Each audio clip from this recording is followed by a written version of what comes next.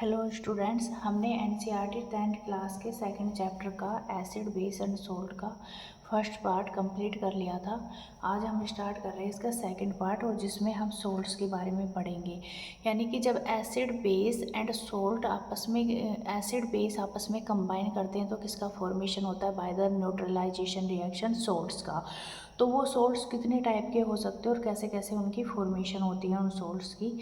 तो देखो यहाँ पे दे रखा है एक्टिविटी 2.113।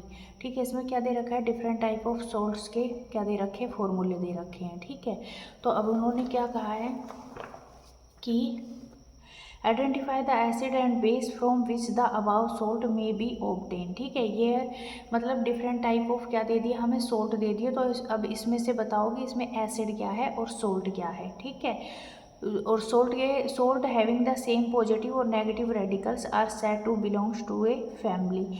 और एसिड और जो बेस होते हैं ना, वो आपस में मिलकर किसका फॉर्मेशन करते हैं? सोल्ट का फॉर्मेशन करते हैं। ठीक है, और जैसे कि एग्जांपल है इसमें दे रखा है NaCl and Na2SO4 belongs to the family of sodium salt. ठीक है, ये सोडियम सोल्ट्स के एग्जाम्पल हैं। ठीक है, NaCl sodium chloride and sodium sulphate, ये किसके एग्जाम्पल्स हैं? ये हमारे सोडियम सोल्ट के एग्जाम्पल हैं। इसी तरह से हम पोटेशियम KCl K2SO4 ले ले तो ये किसकी फैमिली से बिलोंग करते हैं? पोटेशियम की फैमिली से बिलोंग करेंगे। ठीक है, तो और यहाँ पे अगर हमें NaCl और KCl ले लें तो ये किसकी फैमिली से बिलोंग करेंगे? क्लोराइड सोल्ट्स की फैमिली से बिलोंग करेंगे। तो इस तरीके से हम डिफरेंट डिफरेंट सोल्ट दे रखा है हमें, तो हमें बताना है कि इसमें क्या है, एसिड क्या है और बेस क्या है। ठीक है, तो ये हम आगे देखेंगे इसके बारे में। अभी थोड़ा पढ़ेंगे सोल्ट के बारे में, और पीएच ऑफ सोल्ट्स के बारे में बात कर रखी है कि भाई अगर कोई सोल्ट एसिड है तो उसकी क्या पीएच होगी, और बेस है तो क्या बेसिक नेचर का है तो क्या पीएच होगी, न्यूट्रल होगा तो क्या पीएच होगी। ठीक है, तो देखो क्या होता है सोल्ट ऑफ ए, मतलब अगर मैं सबसे पहले बात करूँ टाइप्स ऑफ सोल्ट्स की। ठीक है, तो टाइप्स ऑफ सोल्ट्स की अगर मैं बात करूँ, types of salt based on the type of acid and base use to form a salt, it can be classified into 3 types. इसको कितने क्लासिफाई किया गया है?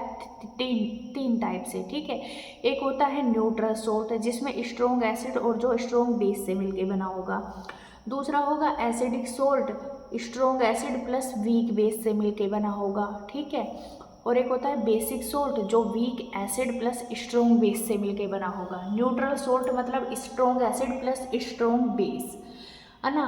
तो क्या होगा, जितने H प्लस आयन है उतने ही OH माइनस आयन्स होंगे और वो एक दूसरे के इफेक्ट को न्यूट्रलाइज कर देंगे। तो ना उसमें एसिडिक नेचर होगा ना उसमें बेसिक नेचर होगा, वो सोल्ट का नेचर कैसा हो जाएगा? न्यूट्रल हो जाएगा वो। ठीक है, जैसे HCl प्लस NaOH, HCl एक स्ट्रॉन्ग एसिड है, NaOH एक स्ट्रॉन्ग बेस है, दोनों ने आपस में रिएक्शन करी, करस्पॉन्डिंग सोल्ट बना और वाटर बन गया। तो ये क्या होगी? एक न्यूट्रलाइजेशन रिएक्शन हो जाती है और न्यूट्रल सोल्ट का फॉर्मेशन होता है। इसी तरीके से एसिडिक सोल्ट में क्या होता है? Strong acid plus weak base लिया जाता है इसके अंदर। ठीक है, स्ट्रॉन्ग एसिड यानी कि HCl, वीक बेस NH4OH यानी कि अमोनियम हाइड्रोक्साइड। ठीक है, तो इनकी जब आपस में रिएक्शन कराई जाएगी तो एसिडिक सोल्ट बनेगा, क्योंकि भाई इसमें स्ट्रॉन्ग एसिड था, H प्लस आयन की कंसनट्रेशन ज़्यादा थी, तो उसका नेचर कैसा हो जाएगा? एसिडिक, और साथ में वाटर बन जाएगा। इसी तरीके से हम बात करें बेसिक सोल्ट में वीक एसिड और स्ट्रॉन्ग बेस से मिलके बना होगा। वीक एसिड जैसे ऑर्गेनिक एसिड, जैसे कि एसिटिक एसिड प्लस NaOH क्या है? स्ट्रॉन्ग बेस है, तो इसमें OH माइनस आयन की कंसनट्रेशन ज़्यादा होगी, जो सोल्ट बनेगा वो बेसिक सोल्ट बनेगा और साथ में वाटर। ठीक है, क्योंकि यहाँ पे स्ट्रॉन्ग बेस होने की वजह से OH माइनस आयन्स की कंसनट्रेशन ज़्यादा होगी। ठीक है, तो ये होगा 3 टाइप्स ऑफ सोल्ट्स।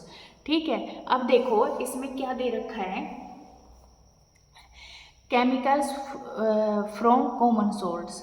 देखो जब salt form by the combination of hydrochloric acid, अभी मैंने बताया sodium hydroxide solution is called sodium chloride, है ना। सोडियम क्लोराइड ये किसका एग्जांपल है, strong acid plus strong base से जो मिलके बना होता है, और ये न्यूट्रलाइजेशन रिएक्शन का भी उदाहरण है। और उसके मिलने से क्या बनता है, NaCl, जिसको हम क्या बोलते हैं, जिसको हम बोलते हैं कॉमन सॉल्ट भी जिसको बोला जाता है, वो हमारे खाने वाले नमक खाने में काम में आता है जो NaCl होता है, ठीक है। और इसको हम कैसे, मतलब कहाँ से मिलता है हमें, इसकी कोई खेती वगैरह नहीं की जाती, ये सी वाटर से हम क्या किया जाता है, सेपरेट किया जाता है जो हमारा सोल्ट होता है।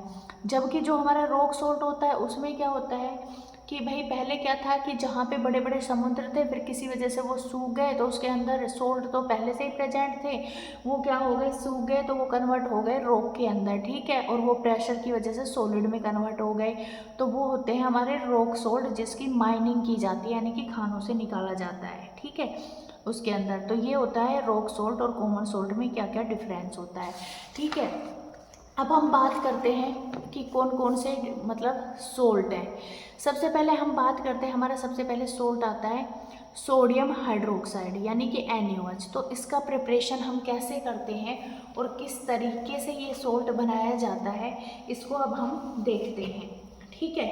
जो NaOH होता है ना, यानी कि सोडियम हाइड्रोक्साइड, इसको हम क्या बोलते हैं बेटा, इसको कास्टिक सोडा भी बोला जाता है, ठीक है। जो NaOH होता है ना, वो देखो तुम बोलोगे मैम ये तो सोल्ट है ही नहीं, और एक्चुअल में ये सोल्ट नहीं है, ये क्या है, एक बेस है, स्ट्रॉन्ग बेस है, ठीक है।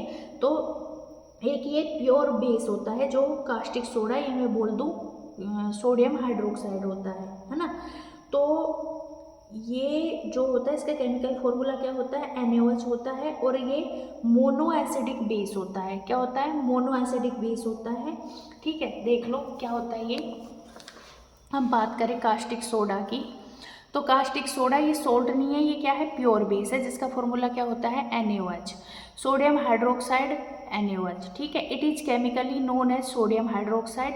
It is a strong base with a chemical formula NaOH। ये क्या है, एक स्ट्रॉन्ग बेस होता है। इट इज मोनोबेसिक एसिड, क्योंकि ये जब हम इसका हाइड्रोलाइसिस कराते हैं तो ये एक OH आयन देता है, तो इसलिए ये मोनो एसिडिक बेस होता है। It is prepared by chloro alkali process. Chloro alkali process के थ्रू ये क्या कराया जाता है, इसका मतलब इसको बनाया जाता है, किसको, कास्टिक सोडा या NaOH को। तो ये क्या होता है, NaOH होता है ना, वो मैंने कहा वाटर में जाके Na+ और OH- में कन्वर्ट हो जाता है, यानी कि एक वाटर सोल्यूबल बेस होता है। ये वाटर सोल्यूबल बेस को हमने पिछले लेक्चर में पढ़ा था कि क्या बोलते हैं, एल्कलाई, ठीक है।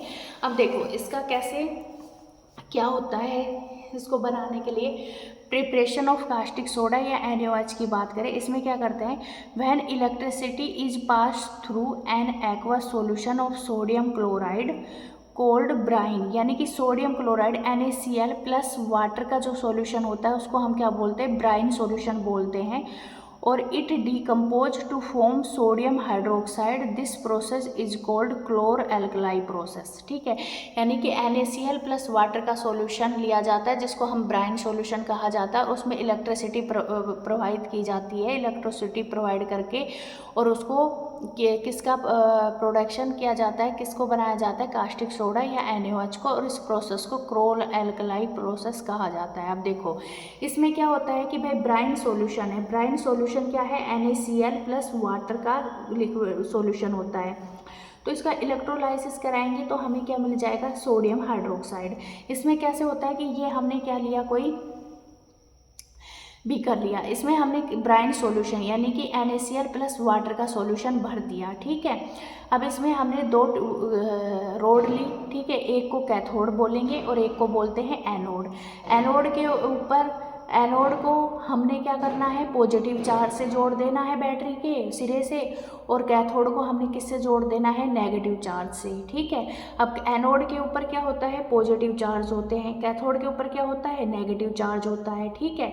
तो जब इसके अंदर क्या किया जाएगा, इलेक्ट्रिसिटी दी जाएगी इसमें सॉल्यूशन में, तो इसमें NaCl प्लस वाटर है, तो इसका क्या होगा, इलेक्ट्रोलाइसिस होगा, NaCl Na+ और Cl- में टूटेगा, जबकि वाटर H+ और OH- में टूटेगा, ठीक है। तो देखो क्या होता है कि जिसके ऊपर पॉजिटिव आयन्स हैं, जिसके ऊपर पॉजिटिव चार्ज होता है वो किसकी तरफ भागेंगे, नेगेटिव रोड की तरफ भागेंगे, और जिसके ऊपर नेगेटिव आयन है वो किसकी तरफ भागेंगे, पॉजिटिव रोड की तरफ भागेंगे, क्योंकि सब क्या चाहते हैं भाई, अपना चार्ज कम करना चाहते हैं, ख़त्म करना चाहते हैं, ठीक है। तो इनका चार्ज क्या हो जाए, रिलीज हो जाए। तो नेगेटिव चार्ज अपना कैसे रिलीज करेंगे अपना चार्ज, कि भाई वो इलेक्ट्रॉन रिलीज करेंगे और खुद का ऑक्सीडेशन कर लेंगे, ठीक है, ऑक्सीडाइज हो जाएंगे, तो उसका चार्ज कम हो जाएगा। पॉजिटिव वाले इलेक्ट्रॉन गेन कर लेंगे, यानी कि रिडक्शन कर लेंगे खुद का, तो उनका चार्ज कम हो जाएगा। तो ऑक्सीडाइजिंग जो है, मैं बोलूँ ऑक्सीडेशन कहाँ पर होता है, एनोड पे होता है, ठीक है। इलेक्ट्रॉन का रिलीज किया जाता है, लॉस ऑफ इलेक्ट्रॉन ऑक्सीडेशन कहलाता है, और कैथोड पे क्या होता है, गेन ऑफ इलेक्ट्रॉन होता है, और नेगेटिव चार्ज इलेक्ट्रोड पर रिडक्शन होगा, ठीक है। अब देखो यहाँ पे दो चार्ज हैं, पॉजिटिव भी Na+ और H+, और OH- और Cl क्या है, नेगेटिव चार्ज। तो एनोड पे कैसा चार्ज होता है भाई, पॉजिटिव होता है, तो ये Cl और OH किसकी तरफ भागेंगे, एनोड की तरफ, ठीक है, जिसपे पॉजिटिव चार्ज होता है, क्योंकि इनको अपना चार्ज कम करना है। तो क्या होगा कि दोनों में से कौन तेज भागेगा, वही जल्दी पहुंचेगा, और वो उसी का जल्दी ऑक्सीडेशन या वो जल्दी रिलीज करेगा अपना चार्ज। तो देखो OH आयन ऐसे समझो कि दो आयन हाथ पकड़ के भाग रहे हैं, और एक ये Cl अकेला भाग रहा है, तो कौन जल्दी भागेगा भाई, Cl। तो Cl वहाँ पे जाके अपना इलेक्ट्रॉन लूज कर देगा और Cl में कन्वर्ट हो जाएगा, और बेचारा OH थोड़ा पीछे रह जाएगा, तो उसका नहीं हो पाएगा, ठीक है। इसी तरीके से बहुत सारे Cl आयन आ जाएंगे वहाँ पे, और अपना इलेक्ट्रॉन लूज करेंगे, और क्या बना लेंगे, Cl2 गैस बन रही है वहाँ पे, ठीक है। इसलिए क्या यूज किया जाता है, क्लोर यूज किया जाता है। इसी तरह से कैथोड पे भी दो तरीके के आयन्स हैं, H+ और Na+ आयन। अब देखो H+ में क्या है, H+ को ज़्यादा भूख लगी है, क्योंकि यहाँ पे क्या है, H+ के पास एक ही इलेक्ट्रॉन है ना, और जो है, जो हमारा Na+ है उसके पास 11 इलेक्ट्रॉन्स हैं, ठीक है। तो ये चाहेगा इसको किसको ज़्यादा क्या नाम है, भूख है भाई, मेरे पास तो एक ही इलेक्ट्रॉन है, तो मेरे को तो मतलब अगर मैं इसको एक और को क्या नाम है कर दूं, मतलब दे दूं, H+ अपना भूख जल्दी शांत करना चाहेगा, ठीक है, ऐसे समझो। तो इसके पास एक इलेक्ट्रॉन है, इसको ज़्यादा भूख लगी, इसके पास तो फिर भी 11 है, ठीक है। तो ये कहेगा भाई मुझे जल्दी इलेक्ट्रॉन चाहिए, तो ये इलेक्ट्रॉन गेन कर लेगा, क्योंकि मुझे भूख जल्दी लगी है, तो ये H+ में कन्वर्ट हो जाएगा, और Na+ फॉर्म में रहेगा, और यहाँ पे H+ मिलके क्या बना लेंगे, हाइड्रोजन गैस बना लेंगे, HH मिलके क्या बना लेंगे, हाइड्रोजन गैस बना लेंगे। इसलिए इस प्रोसेस में एनोड पे Cl2 गैस रिलीज होती है, और कैथोड पे H2 गैस रिलीज होती है, और यहाँ पे बचा Na+ और OH, जो आपस में मिलके प्योर कास्टिक सोडा का फॉर्मेशन कर लेंगे। तो ये प्रोसेस होता है NaOH के फॉर्मेशन का, ठीक है। देखो सोडियम हाइड्रोक्साइड का यही सब दे रखा है। अब इनका वही है कि कैथोड पे क्या होती है, H2 गैस रिलीज होगी, एनोड पे Cl2 गैस, और Na+ OH मिलके NaOH बना लेंगे, ठीक है। अब इसका यूजेज कहाँ कहाँ पे होता है ना, Cl2 का फ्यूल्स है ना, अमोनिया फॉर फर्टिलाइजर्स, ठीक है, इसमें यूज होगा। वाटर ट्रीटमेंट में क्लोरीन का यूज होता है, स्विमिंग पूल्स वगैरह में PVC है ना, पॉलीविनाइल क्लोराइड, डिसइंफेक्टेड जो हमारे सॉल्यूशंस होते हैं उनमें, CFC पेस्टिसाइड्स वगैरह में NaOH का यूज होता है। Degreasing metal, soap, detergent, paper making, artificial fibres वगैरह बनाने में NaOH का यूज होता है। तो ये थे इनके यूजेज, ठीक है। अब बात करते हैं ब्लीचिंग पाउडर। देखो जो ब्लीचिंग पाउडर होता है ना, वो क्या होता है, इसमें दे रखा है, देखो chlorine is produce during the electrolysis of aqueous sodium chloride, यानी कि देखो एक्वस सोडियम क्लोराइड का जब हम इलेक्ट्रोलाइसिस कराते हैं तो क्या प्रोड्यूस होती है, क्लोरीन गैस, और ये जो क्लोरीन गैस होती है ना, यही काम आती है मैन्युफैक्चरिंग ऑफ ब्लीचिंग पाउडर में। Bleaching powder is product by the action of chlorine on dry slaked line, यानी कि CaOH कैल्शियम हाइड्रोक्साइड की रिएक्शन जब क्लोरीन गैस से कराई जाती है तो वो CaOCl2 बनाता है, जिसको हम ब्लीचिंग पाउडर कहा जाता है। और इसका एक्चुअल कॉम्पोजिशन है ये इस तरीके से दिया गया है, इस तरीके से नहीं होता है, थोड़ा कॉम्प्लेक्स होता है इसका जो ब्लीचिंग पाउडर का कॉम्पोजिशन होता है वो, ठीक है। तो ब्लीचिंग पाउडर कैसे बनता है हमारा, भाई ब्लीचिंग पाउडर हमारा मेनली जब हम क्या करते हैं, कैल्शियम हाइड्रोक्साइड प्लस Cl2 जो कि वो ब्राइन सॉल्यूशन से हमें इलेक्ट्रोलाइसिस से हमें मिली थी, उसकी रिएक्शंस कराते हैं सेलेक्ट लाइन या कैल्शियम हाइड्रोक्साइड से, तो वाटर प्लस CaO Cl2 बनते हैं और उसकी स्ट्रक्चर इस तरीके से होती है। कैल्शियम, ठीक है, उसके साथ ऑक्सीजन और एक क्लोरीन का मोलिक्यूल, क्लोरीन एटम, इधर एक क्लोरीन एटम इससे जुड़ा होता है। तो इस तरीके की स्ट्रक्चर्स होती है इसकी। यूज क्या क्या होते हैं इसके ब्लीचिंग पाउडर्स के? For bleaching cotton and lining in the textiles, कपड़े में इसका यूज किया जाता है। For bleaching wood pulp in paper factories, for the bleaching wash clothes in laundry, ठीक है, लॉन्ड्री वगैरह में। As an oxidising agent in many chemical industries और disinfected drinking water to make it free of germs वगैरह में use किया जाता है, ठीक है।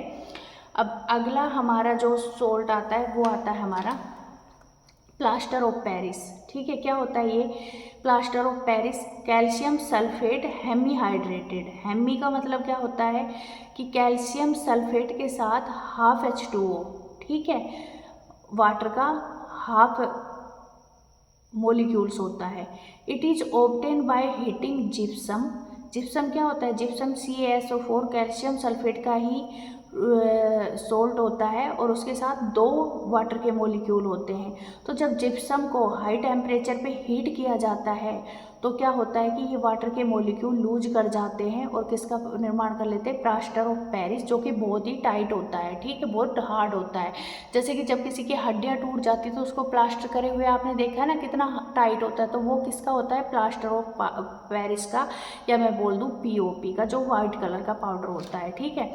तो इसके लिए जिप्सम को जब 373 केल्विन पे गर्म किया जाता है तो ये प्लास्टर ऑफ पेरिस का फॉर्मेशन होता है। इसको क्या होता है, इसमें से 1.5 वाटर का अणु निकल जाता है और हाफ वाटर का मॉलिक्यूल्स बच जाता है हीट करने पे।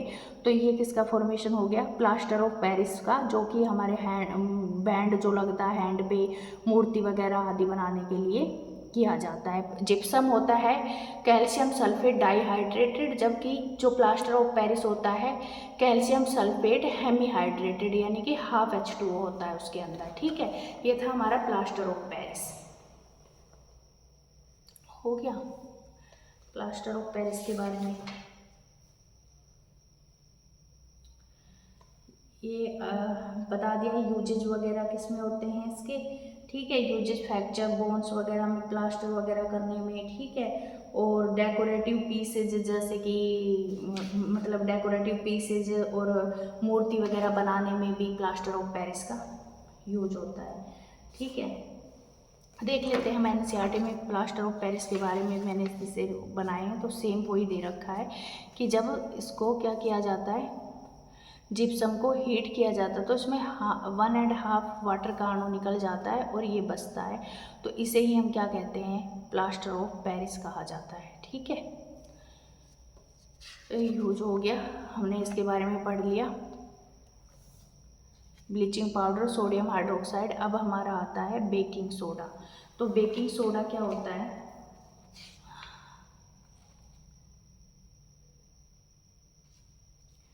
बेकिंग सोडा के बारे में अगर मैं बताऊं तो ये भी एक क्या होता है, इसमें सबसे पहले क्या होता है? The soda commonly use in the kitchen for making tasty crispy पकौड़ाज, है ना। देखो हम डालते हैं ना कि हमारा जो घोल है वो जल्दी से फूल जाए, तो उसमें क्या डाला जाता है? बेकिंग सोडा, ताकि वो फर्मेंट हो जाए जल्दी से, ठीक है, फास्ट कुकिंग करने के लिए। और इसका जो फॉर्मूला होता है वो क्या होता है? NaCO3 सोडियम हाइड्रोजन कार्बोनेट बोला जाता है इसको। और इसको कैसे बनाया जाता है? इसको प्रोड्यूस किया जाता है सोडियम क्लोराइड के रॉ मटेरियल के साथ रिएक्शन कराई जाती है। सोडियम क्लोराइड प्लस वाटर, यानी कि brine solution, plus CO2 plus ammonia, तो अमोनियम क्लोराइड प्लस साथ में क्या बन जाता है इसका? सोडियम हाइड्रोजन कार्बोनेट बन जाता है, ठीक है। अब इस सोडियम हाइड्रोजन कार्बोनेट को जब हीट किया जाता है ना, तो ये डिकम्पोज हो जाता है किस में? क्या बना लेता है? सोडियम हाइड्रोजन कार्बोनेट डिकम्पोज होके sodium carbonate plus water plus CO2 निकाल देता है, ठीक है। तो ये है हमारा सोडियम या बेकिंग सोडा या सोडियम हाइड्रोजन कार्बोनेट जिसको हम बोलते हैं, ठीक है। तो देखो इसमें क्या होता है, इसका यूज क्या क्या होता है, मेनली बात करें हम सोडियम हाइड्रोजन कार्बोनेट की, तो देखो for making baking powder which is a mixture of baking soda, sodium hydrogen carbonate and a mild edible acid such as, कुछ भी ऐड कर दो, यानी कि क्या करो, सोडियम हाइड्रोजन कार्बोनेट लो, ईडिएबल यानी कि खाने योग्य एसिड होना चाहिए, जैसे कि टार्टरिक एसिड, विनेगर एसिड, ये ऐड करो। तो ये क्या करता है कि वहाँ पे हमें मतलब तेल वगैरह और जो हम ऐड करते हैं ना कि जल्दी से फर्मेंट हो जाए, तो ये सोडियम बाइकार्बोनेट प्लस बेकिंग जो सोडा होता है और वो ईडिएबल एसिड यानी कि जो तेल यूज करते हैं उनमें क्या होता है, आपस में रिएक्शन होती है और CO2 गैस प्लस वाटर और सोडियम सॉल्ट ऑफ एसिड बन जाता है, और CO2 गैस की वजह से वो हमारा सॉल्यूशन है वो कैसा हो जाता है, फर्मेंटेड हो जाता है ना। और sodium hydrogen carbonate is also an ingredients in antacids का भी होता है भाई, ठीक है। और जब हमें बहुत ज़्यादा एसिडिटी हो जाती है तो न्यूट्रलाइजेशन के लिए भी इसको यूज किया जाता है, और फायर एग्जीक्यूटर में भी इसका यूज होता है, किसका, बेकिंग सोडा का, ठीक है। It is also use as soda acid fire executors, ठीक है। अब बात आती है हमारी वाशिंग सोडा क्या होता है भाई। वाशिंग सोडा क्या होता है, another chemical that can be obtain from sodium chloride is Na2CO3 10H2O washing soda, ठीक है। वाशिंग सोडा का फॉर्मूला क्या होता है, जब सोडियम कार्बोनेट के साथ 10 वाटर के मॉलिक्यूल क्रिस्टलाइज हो जाएं तो उनको हम बोलते हैं वाशिंग सोडा बोला जाता है इसको, ठीक है। और it is also a basic salt, ये कैसा होता है, बेसिक सोल्ट होता है, ठीक है। अब इसका हम क्या करें, इसके यूजेज की बात करते हैं कि भाई इसका यूज क्या होता है, ठीक है। तो इसके यूज के लिए मेनली अगर हम देखें तो इसका यूज तो मेनली एनसीईआरटी में दे ही रखा है कि किस किस में यूज आता है ये भाई। वाशिंग सोडा है तो sodium carbonate washing soda is use to glass, soap और पेपर इंडस्ट्री में काम में आता है, ठीक है। और ये manufacturing of sodium compound such as sodium carbonate can be use cleansing agents में काम में लिया जाता है। It is use removing permanent hardness of water, तो परमानेंट हार्डनेस ऑफ वाटर को भी कम करने के लिए ये काम में लिया जाता है, ठीक है। तो किस तरीके से बनाया जाता है वाशिंग सोडा, इसमें सोलवे प्रोसेस बोलते हैं इसको। इसमें क्या होता है, अमोनिकल ब्राइन सॉल्यूशन लिया जाता है, NaCl प्लस H2O को क्या कहते हैं, ब्राइन सॉल्यूशन। अमोनिकल का मतलब इसमें अमोनिया ऐड की जाती है और CO2, ठीक है। इसके साथ इसको क्या किया जाता है, मिक्स करके और उसकी रिएक्शन कराई जाती है, तो sodium bicarbonate plus ammonium chloride मिलता है हमें। उसके बाद सोडियम बाइकार्बोनेट को फर्दर हीट किया जाता है, इससे क्या होता है, वाटर के मॉलिक्यूल्स अलग हो जाते हैं, कार्बन डाइऑक्साइड से अलग हो जाती है और ये बन जाता है सोडियम कार्बोनेट्स, ठीक है। सोडियम कार्बोनेट और on adding 10 water molecules of crystallisation form hydrated sodium carbonate called washing soda. और अब ये Na2CO3 जो बचा उसमें 10 वाटर के मॉलिक्यूल्स ऐड हो जाते हैं, रिक्रिस्टलाइजेशन हो जाता है इसका, तो ये हमारा क्या कहलाता है, वाशिंग सोडा कहलाता है। तो इसका यूजेज हमने देख लिया है, वाशिंग सोडा का क्या क्या होता है, परमानेंट हार्डनेस को रिमूव करने के लिए, मैन्युफैक्चरिंग ऑफ सोडियम कंपाउंड्स, है ना, और sodium carbonate can be use as cleansing agents वगैरह में, ठीक है, ठीक है।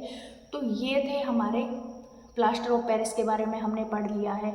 Are the crystals of salt really dry, तो देखो मतलब क्या, मतलब जो सोल्ट के जो क्रिस्टल्स होते हैं क्या वो ड्राई होते हैं, तो इसके बारे में हम मतलब क्या है कि जैसे कई कई जो हमारे सोल्ट्स, जैसे क्या होता है इसमें देख लेते हैं एक्टिविटी कि heat of few crystals of copper sulphate in a dry boiling tube, what is the colour of copper sulphate after heating, do you notice water droplet in the boiling tube, where have these come from, add 2-3 drops of water on the sample of copper sulfate obtained after heating, what do you observe, is the color of copper sulfate blue color of copper sulfate is restored। तो देखो इसमें क्या होता है कि एक salt हमारे दो तरीके के होते हैं, एक होता है ड्राई सोल्ट, एक होता है हाइड्रेटेड सोल्ट, ठीक है। अब देखो कि कई बार क्या होता है कि तुमने नमकीन खाई, ठीक है, और उसको खुला छोड़ दिया, या पापड़ खाया उसको पैकेट को खुला छोड़ दिया, तो क्या हो जाता है वो थोड़े टाइम में सील जाती है। इसका मतलब क्या हो गया कि वहाँ पे वाटर के मॉलिक्यूल्स एब्जॉर्ब हो जाते हैं और वो हाइड्रेटेड हो जाता है मेनली, ठीक है। तो इसको कहते हैं हाइड्रेशन या हाइड्रेट हो गया वो, ठीक है। अब देखो हमारे साल्ट दो तरीके के होते हैं, एक ड्राई सोल्ट होता है और एक सोल्ट हमारा होता है हाइड्रेटेड सोल्ट, है ना। तो वहाँ पे क्या हो जाता है कि मतलब वाटर के मॉलिक्यूल्स वहाँ पे आके जब एब्जॉर्ब हो जाते हैं, है ना। तो यहाँ पे क्या होता है कि जो CuSO4 होता है ना, कॉपर सल्फेट होता है, उसका कलर जिसमें वाटर नहीं होता वाइट कलर का होता है, लेकिन ये हाइड्रेटेड सोल्ट के रूप में भी मिलता है। किस रूप में? CuSO4 5H2O के रूप में, जिसका कलर कैसा होता है? ब्लू कलर होता है ना।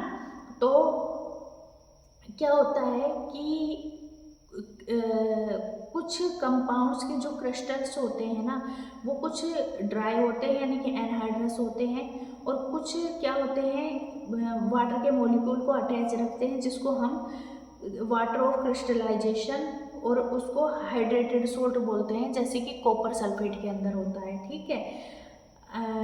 जो जैसे एनहाइड्रस आयरन सल्फेट की बात करें तो FeSO4, जबकि हाइड्रेटेड आयरन सल्फेट की बात करें तो उसमें 7H2O होते हैं, ठीक है, और वो किस कलर का होता है? ग्रीन कलर का होता है, ठीक है। तो हाइड्रेटेड को एनहाइड्रस बनाने के लिए हाइड्रेटेड को क्या कर देते हैं हम? हीट कर देते हैं, ठीक है। तो यही होता है हमारा हाइड्रेटेड और अनहाइड्रेटेड सोल्ट। यानी कि जो हाइड्रेटेड होगा उसमें 5H2O होता है, इसका कलर कैसा होता है हमारा? इसका कलर होता है, जबकि इसको अगर हम हीट कर दें तो ये किस में कन्वर्ट हो जाएगा? CuSO4 में, ठीक है। ये 5 वाटर के जो मॉलिक्यूल्स है वेपर के फॉर्म में अलग हो जाएंगे, ठीक है। इसी तरीके से जो हमारा प्लास्टर ऑफ पेरिस है उसका फॉर्मेशन भी क्या होता है कि हम वाटर के मॉलिक्यूल को उससे अलग कर देते हैं। जो हमारा वाशिंग सोडा होता है उसमें भी 10H2 होता है, अगर इसको हीट करते तो ये Na2CO3 की फॉर्म में रह जाएगा और 10H2O वेपर की फॉर्म में बाहर निकल जाएंगे, तो ये हो गया एनहाइड्रस। और ये सारे जिनमें वाटर के मॉलिक्यूल्स ऐड हैं वो हाइड्रस या हाइड्रेटेड सोल्ट होते हैं, ठीक है। तो ये दोनों फॉर्म में मिलते हैं, कॉपर सल्फेट हो गया, आयरन हो गया, या Na2CO3 हो गया, जिप्सम हो गया। तो ये सब किसके एग्जाम्पल है? हाइड्रेटेड सोल्ट के। और जब हम हाइड्रेटेड सोल्ट को क्या कर दें? हीट कर दें तो वो एनहाइड्रस सोल्ट में कन्वर्ट हो जाता है, उसका कलर भी चेंज हो जाता है, वो कलरलेस हो जाता है, ठीक है। तो ये है क्रिस्टल ऑफ सोल्ट्स की ड्राई भी हो सकते हैं और क्या हो सकते हैं? वेट भी हो सकते हैं। तो ये था हमारा NCERT चैप्टर का सेकंड पार्ट, जिसमें हमने सोर्स के बारे में और उनके यूजेस के बारे में पढ़ा, ठीक है। तो ये हमारा ख़त्म होता है यहीं पे सेकंड चैप्टर NCERT का।